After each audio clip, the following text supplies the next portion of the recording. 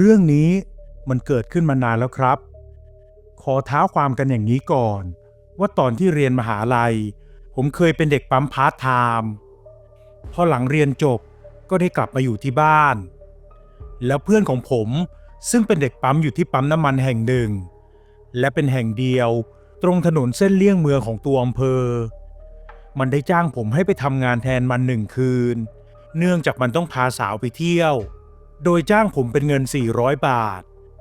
ผมเห็นว่าอยู่บ้านก็ไม่มีอะไรทำเลยรับงานโดยที่ไม่ได้คิดอะไรมากคืนนั้นผมจึงไปทำงานที่ปั๊มน้ำมันแห่งนั้นตามกะเวลาทำงานของเพื่อนผมนั่นคือ20 ทุ่มจนถึง6 โมงเช้าครับถนนเส้นนั้นยาวประมาณ5 กิโลเมตรตลอด2 ข้างทางมีแต่สุมทุมพุ่มไม้ขึ้นรกห่างกันไกลๆจะมีบ้านสักหลังหนึ่งไม่มีไฟฟ้าข้างทางตอนกลางคืนจะมืดสนิทและวังเวงมากๆที่นั่นเป็นปั๊มน้ำมันเล็กๆตั้งอยู่กึ่งกลางระหว่างระยะทางของถนนพอดีที่ปั๊มมีพนักงานอีกคนชื่อว่าพี่หนึ่งซึ่งเขาก็รู้แล้วว่าผมมาแทนเพื่อนและเคยทำงานปั๊มมาแล้วจึงไม่ต้องสอนอะไรกันมากผมกับพี่หนึ่งนั่งคุยเรื่องสัพเพเหระกันไปเรื่อยๆบางจังหวะที่มีรถเข้ามาเติมน้ำมันก็ลุกขึ้นไปเติมให้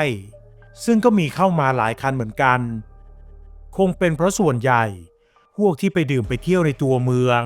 จะหนีด่านตรวจแอลกอฮอล์มาทางเส้นเลี่ยงเมืองนี้แล้วก็แวะเข้าห้องน้ำปั๊มกันด้วยพอทำงานกันไปจนถึงประมาณเที่ยงคืนก็ถึงเวลาเลิกงานของพี่หนึ่งซึ่งก่อนกลับเขาก็ได้พูดทีเล่นทีจริงกับผม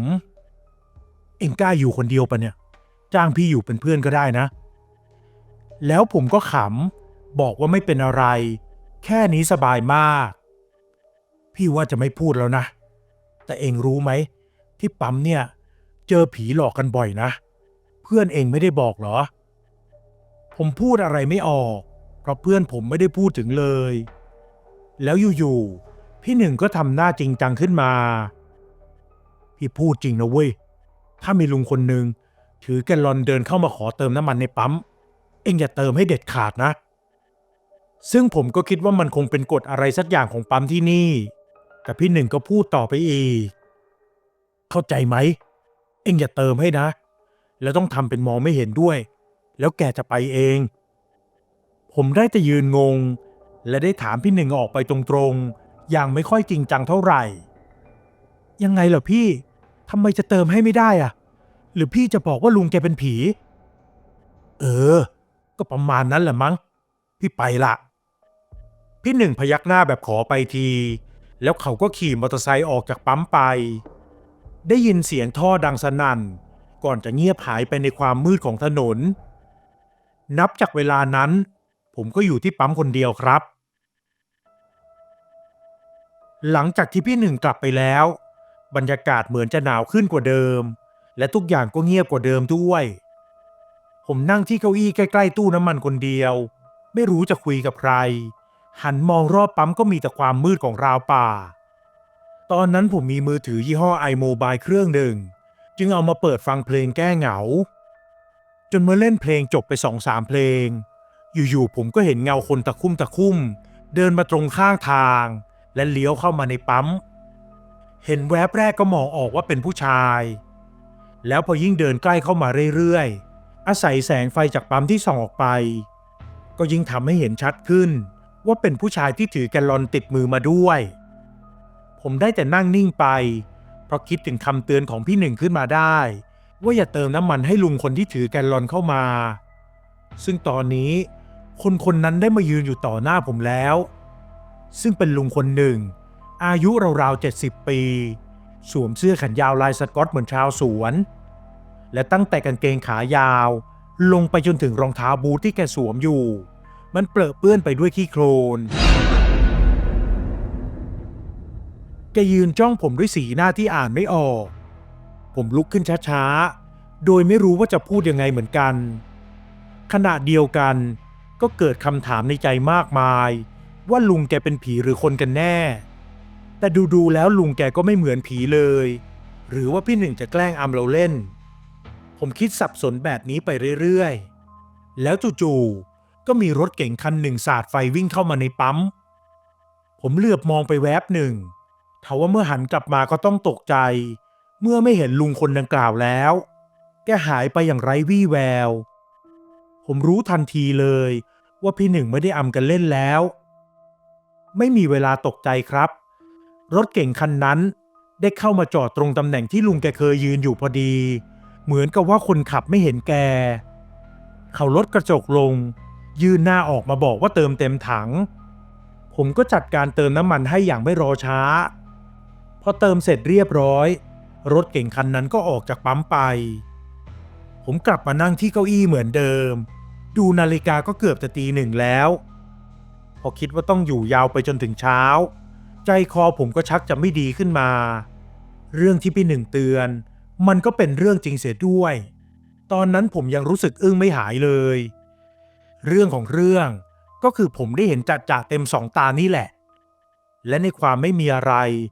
มันก็รู้สึกขนลุกขึ้นมาได้เหมือนกันผมได้แต่นั่งอยู่ที่ปั๊มโดยภาวนาให้ถึงเช้าเร็วๆแต่นาฬิกามันก็เดินช้าเหลือเกินมองแล้วมองอีกก็ยังไม่ถึงไหนจนเมื่อเข้าช่วงเวลาตีสองนั่นเองก็ได้มีรถกระบะคันหนึ่งวิ่งเข้ามาในปั๊มทีแรกคิดว่าจะมาเติมน้ำมันแต่ที่ไหนได้มาแวะเข้าห้องน้ำรถคันนั้นจอดค้างไว้โดยที่ไม่มีใครลงจากรถแล้วสักประมาณ10 กว่านาทีนี่แหละครับคนที่ลงจากรถมาเป็นผู้ชายกับผู้หญิงวัยทำงานด้วยกันทั้งคู่และคิดว่าน่าจะเป็นแฟนกันทั้งคู่เดินมาด้วยสีหน้าตระหนกตกใจเหมือนไปเจอเรื่องที่น่าตกใจมาแล้วพี่ผู้ชายก็ทักขึ้นมาก่อนน้องอยู่ที่ปั๊มนี้คนเดียวเหรอครับพี่มีอะไรหรือเปล่าครับคือพี่เจอเรื่องไม่ดีมันอะถนนเส้นนี้เคยมีประวัติอะไรหรือเปล่าน้องพี่เองก็เพิ่งเคยผ่านมาพอพี่เขาถามแค่นี้ผมก็รู้เลยว่าต้องเจอดีมาแน่ๆแต่จะเป็นเรื่องอะไรนั้นผมก็ถามพี่เขากลับไปผมก็ไม่รู้นะพี่ว่าแต่พี่เจออะไรมาเหรอเล่าได้ไหมแล้วพี่ผู้ชายก็เล่าให้ผมฟังครับว่าก่อนหน้านี้พวกเขา2 คนขับรถออกมาจากตัวเมืองเพื่อจะไปที่บ้านยายของพี่ผู้หญิงระหว่างทางได้เห็นผู้ชายคนหนึ่งแต่งตัวคล้ายชาวสวนยืนหิ้วแกลลอนน้ำมันอยู่ในที่มืดตรงข้างทางมืออีกข้างโบกรถและก่อนที่จะไปถึงตรงนั้นทั้งสองก็คุยกันว่าจะจอดดีหรือไม่ซึ่งฝ่ายผู้หญิงบอกว่าไม่ให้จอดเพราะกลัวจะเป็นโจรผู้ร้ายแต่ฝ่ายชายไม่ได้คิดไปถึงขนาดนั้นและถ้าจอดถามดูก่อนคงไม่มีปัญหาอะไรทั้งสองเถียงกันจนรถวิ่งไปถึงตรงที่ชายคนนั้นยืนอยู่พี่ผู้ชายก็ตัดสินใจจอดให้เลยจากนั้นก็ลดกระจกลงถามว่าจะไปที่ไหนเท่านั้นแหละทั้งสองก็ต้องตะลึงตาค้างเมื่อเห็นว่าใบหน้าของผู้ชายคนนั้นอาบไปด้วยเลือดเบ้าตาทั้งสองข้างกลวงโบขนาดยัดกำปั้นเข้าไปได้สบายๆซึ่งมันก็แปลกที่ก่อนหน้านี้ไม่ได้เห็นเป็นอย่างนั้นแถมผู้ชายคนนั้นก็พูดออกมาด้วยน้ำเสียงเย็นๆมึงจอดทำไมมึงไม่รู้เหรอว่ากูตายแล้วพอได้ยินแค่นั้นมันก็เหมือนเรียกสติคืนมาอีกครั้งพี่ผู้ชายรีบเหยียบคันเร่งหนีทันทีทั้งสองหนีออกมาจนพ้นจากตรงนั้นได้ไม่ไกลพอดีว่าเห็นปั๊มน้ำมันจึงแวะเข้ามาสงบสติอารมณ์กันก่อนและได้เจอกับผมจากที่พี่เขาเล่าแล้วผีผู้ชายคนนั้นเหมือนลุงที่ผมเจอก่อนหน้านี้เป๊ะเลยแต่ผมไม่เล่าให้พวกเขาฟังและก็ให้คำตอบไม่ได้เหมือนกันว่าถนนเส้นนั้นมันเคยมีประวัติอะไรมาก่อนไม่เป็นไรน้องพี่กับแฟนก็แค่อยากรู้เฉยๆว่าแต่น้องอยู่ที่นี่คนเดียวจริงๆเหรอยังไงก็พี่เขาพูดค้างไว้แค่นี้ก่อนจะพาแฟนขึ้นรถและขับออกจากปั๊มไปผมเองก็ยังเสียวๆกับเรื่องที่เขาเล่าไม่หายได้แต่ภาวนาว่าอย่าให้ลุงแกกลับมาอีกรอบเลยอยู่ต่อไปอีกนานผมเกิดปวดฉี่จึงเดินไปเข้าห้องน้ำหลังจากฉี่เสร็จล้างมือเสร็จแล้วเดินกลับมาพอพ้นเหลี่ยมผนังกั้นหน้าห้องน้ำออกมาเท่านั้นแหละผมก็ต้องชะงักเย็นวาบขึ้นมาทั้งตัวเมื่อเห็นลุงคนหนึ่งที่ถือแกลลอนน้ำมัน ยืนอยู่ตรงตู้เติมน้ำมันในลักษณะท่าทางกำลังมองหาใครบางคนอยู่ในจังหวะที่แกกำลังหันมามองทางห้องน้ำช้าๆผมก็รีบถอยหลบทันทีวินาทีนั้น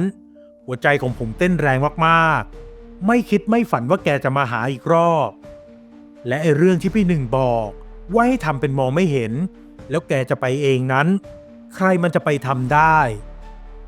ผมได้แต่หลบอยู่ตรงนั้นสักพักจากนั้นจึงค่อยๆรวบรวมความกล้ายื่นหน้าออกไปมองอีกครั้งก็ยังเห็นว่าแกยืนอยู่ที่เดิมทว่าคราวนี้เรื่องที่น่าสยองจนผมแทบจะเป็นลมไปเลยก็คือหัวของลุงคนนั้นมันหมุนรอบในลักษณะ180องศาอย่างหน้าขนลุกขนพองเหมือนกำลังตามหาพนักงานมาเติมน้ำมันให้แต่แล้วทีเผลอแกก็หันขวับมาทางผมอย่างไวด้วยเบ้าตาที่กลวงโบแต่ให้ความรู้สึกว่าแกจ้องมองผมอยู่ผมแทบหายใจไม่ทันก่อนจะตัดสินใจวิ่งเข้าไปหลบในห้องน้ำอีกรอบแล้วนั่นก็เป็นความคิดที่โง่มากครับเมื่อไม่กี่อึดใจต่อจากนั้นผมได้ยินเสียงรองเท้าบูทดังเป็นจังหวะกำลังเดินมาทางห้องน้ำก่อนที่มันจะดังใกล้เข้ามาเรื่อยๆบอกได้คำเดียวว่าชิบหายแล้วครับตัวผมสั่นเทิมอยู่ในห้องน้ำไม่กล้าขยับไปไหนไม่กล้าแม้แต่จะหายใจด้วยซ้ำเพราะกลัวมันจะรู้ว่าผมอยู่ตรงนี้จนเสียงนั้นมันเดินมาหยุดอยู่ที่หน้าห้องน้ำห้องที่ผมหลบอยู่ผมเห็นปลายรองเท้าตรงใต้ช่องประตูได้อย่างชัดเจนเลยแต่คราวนี้มันเลอะไปด้วยเลือดสดๆวินาทีนั้นใครจะมาแข่งยืนนิ่งกับผมก็คงไม่มีวันชนะครับผมยืนตัวแข็งทื่อไปเลยไม่กล้ากลืนน้ำลายแม้แต่ตายังแทบไม่กล้าจะกระพริบได้แต่กรอกตาไปมาอย่างสงสัยว่าลุงแกจะเอายังไงต่อแต่แล้วผมก็ต้องสะดุ้งเฮือกขึ้นเมื่อแกเล่นทุบประตูดังๆถึง 2-3 ครั้งพอจบครั้งสุดท้ายแกก็เงียบไปอีกและเห็นรองเท้าบูทตรงช่องใต้ประตูมันขยับก่อนที่จะหายไปทำให้ผมโล่งใจขึ้นมาบ้างเล็กน้อยแต่แล้วในความโล่งใจนั่นเองผมก็ได้ยินเสียงคลืดดังขึ้นที่ฝาผนังพอแงนขึ้นดูก็เห็นมือคนสองข้างที่เน่าเฟะเล็บมือดำปีสกปรกเกาะอยู่ที่ขอบฝาผนังห้องแล้วก็ค่อยๆเห็นหัวคนโผล่ขึ้นมาช้า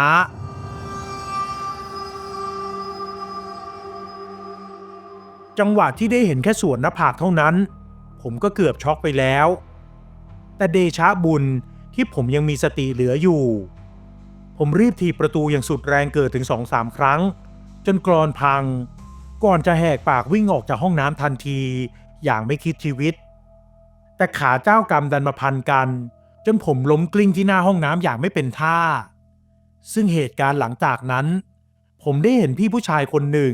ที่ขับรถเข้ามาจอดรอเติมน้ำมันตั้งแต่เมื่อไหร่ไม่รู้วิ่งเข้ามาช่วยพยุงผมให้ลุกขึ้นแล้วถามว่าเจ็บหนักอะไรหรือเปล่าผมบอกว่าไม่เป็นไรแม้จะรู้สึกแสบๆไปทั้งตัวก็ตามเพราะตอนนั้นแขนและขาถลอกไปหมดแล้วครับผมไปนั่งให้หายตกใจที่เก้าอี้ได้สักพักพี่เขาก็มองหน้าผมอย่างสงสัยแล้วก็ถามขึ้นพี่ไม่เคยเห็นหน้าน้องเลยเด็กใหม่เหรอผมพยักหน้าตอบเป็นการบอกว่าใช่ครับแล้ววิ่งหนีอะไรมาล่ะเนี่ยผมอึกอักไม่รู้จะตอบว่ายังไงก่อนที่พี่เขาจะถามต่ออย่าบอกว่าเจอดีมานะผมกลืนน้ำลายไปอึกหนึ่งรู้สึกสยองใจไม่หายกับสิ่งที่เจอมาและเพียงแค่ผมบอกพี่เขาไปว่าเจอผีลุงหิ้วแกลลอนหลอกพี่เขาก็สายหน้าแบบปลงๆแล้วอุทานออกมาว่าแล้ว